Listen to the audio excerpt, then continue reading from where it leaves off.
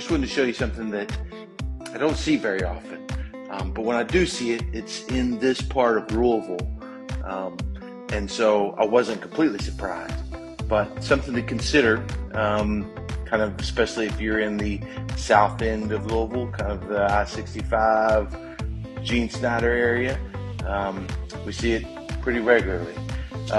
We've got an ITE electrical panel here, but it's more about the wires that are inside. So let me show you.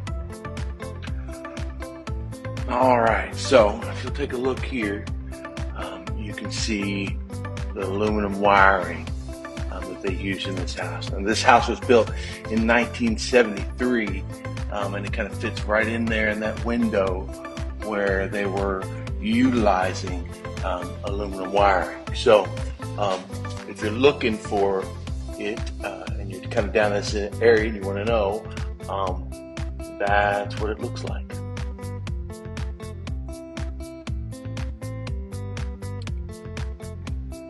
All right, so I don't see it very often.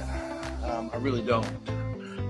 But whenever we do see it, the recommendation we make is to get a licensed electrician to look the property over and make sure that there aren't any issues that that we can't discover in a regular home inspection. So